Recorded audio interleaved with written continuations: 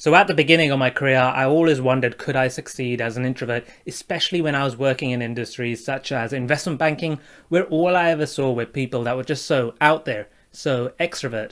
How would my work get recognized when I'm not in people's faces? How would I be remembered when the best projects are given out? And could I ever become a leader, especially as an introvert? But I found a way. Now this took me a while to figure out, but over time, I recognized that there were qualities that I, as an introvert, could use and leverage to help me succeed, and that's what I'll be covering in today's video so that others can utilize them as well. Now the first point that I'll be covering will be how as an introvert can you get recognition for the work that you do.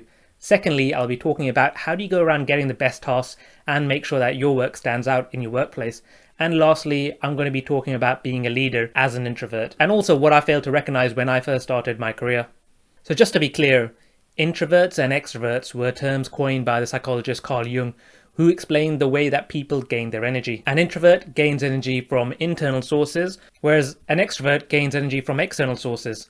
Now, the best way I've heard explains what the differences are is if you think about the ultimate aim of everybody at the end of the day is to get 5 coins. So an introvert will wake up with 5 coins, and whenever they interact enough with someone, they'll eventually start to lose one of the coins. And with more and more interaction throughout the day, they'll end up with 0 coins. So the aim of the introvert is to try and limit the amount of interactions that they have with other people throughout the day. Whereas an extrovert starts the day with 0 coins. And for them to gain 5 coins, they need to interact with people. And with enough interaction, they will gain 1 coin. So you can imagine that during the day, they're going to be trying their best to interact as much as possible and slowly gain those 5 coins. And that really is the best description of introverts and extroverts that I've heard about how they behave and how they want their days to go. Now, before I begin, the first point of the video that should be made clear is that, and this is also emphasized by Carl Jung himself, is that no one is a pure extrovert or a pure introvert, and everyone will usually exist somewhere along the spectrum. An introvert may act like an extrovert in some situations, and the extrovert may act like an introvert in other situations.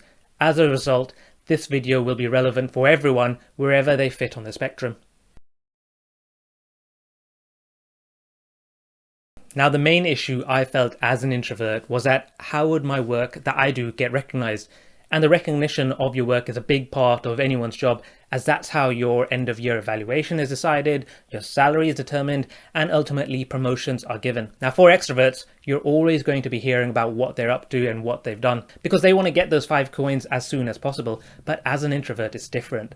As an introvert, we don't just shout about what we're doing, and we're not going around asking for high fives just because we've sent an email. And the biggest issue when it came to this topic was at the end of year. See, at the end of the year, you're going to have to present what you've done and what impact your work has had. Now, everyone will remember the work that extroverts have done, even if they don't remember it themselves, because they always let people know, and so it's easy for others to remember them. If I always spoke to people about the complicated projects I'm doing, always making sure that people know what I'm thinking about, I'll never end the day with 5 coins. So to get over it, I always kept a log of the work that I did throughout the year in one of my notebooks, and I'd always have these 3 columns filled in whenever I did this. The first column would be where I'd write the project or task name, and this could be a big project impacting a whole team or a simple improvement that you made to an everyday task. Next to that, I wrote the impact, so this could be something like a time saving or an issue that you identified in the process, i.e. improving accuracy, or simply how you improve the revenue of the company.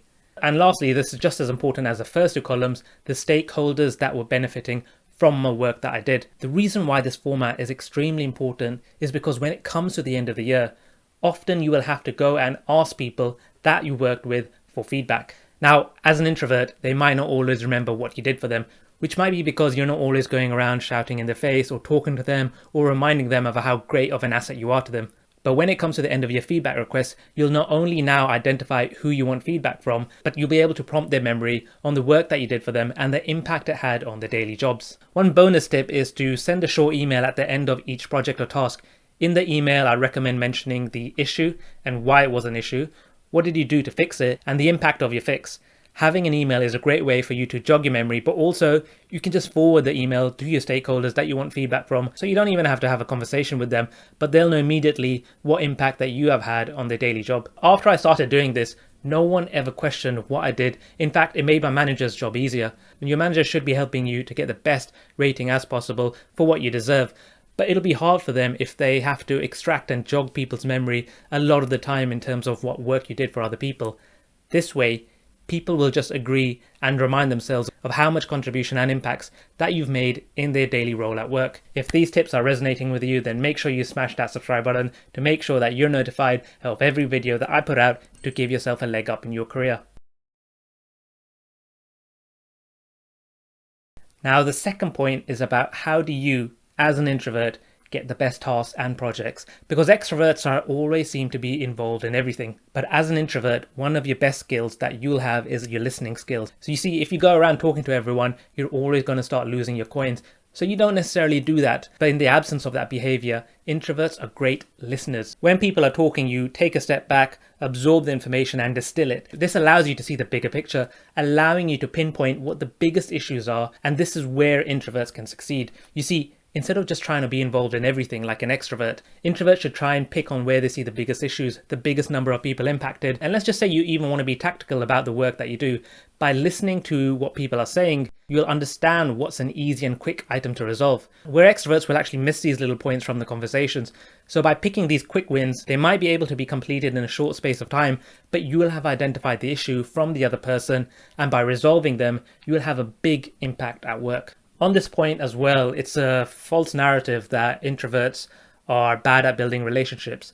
You see, introverts are actually really good at building relationships, but they just do it in a different manner compared to extroverts. Introverts are great at creating space for others to talk about what's important to them. And that is a skill, especially at work, that you should use to make sure you get and work on the high value tasks and projects by listening to what's important to others, which in the end will make sure what you're doing will have a big impact.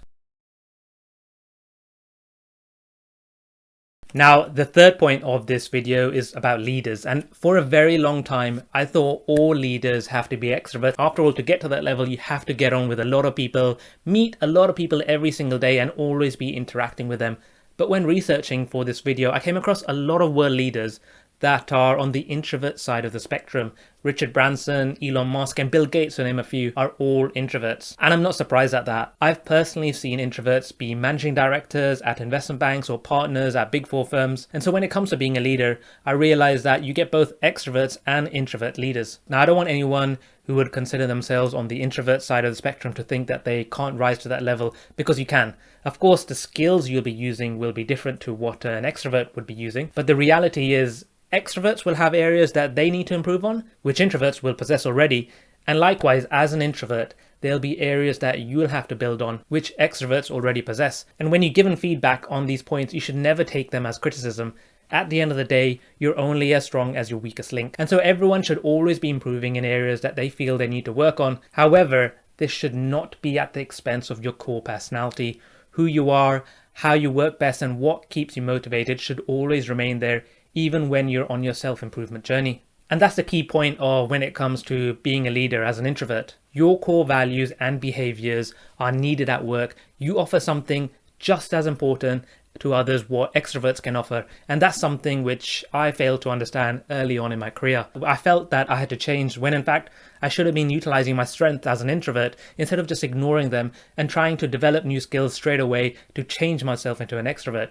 If you're interested in one of the roles that I've been working on as an introvert and really enjoy, I'm going to be sharing a link at the end of this video. So click on that link and I'll see you all in the next video.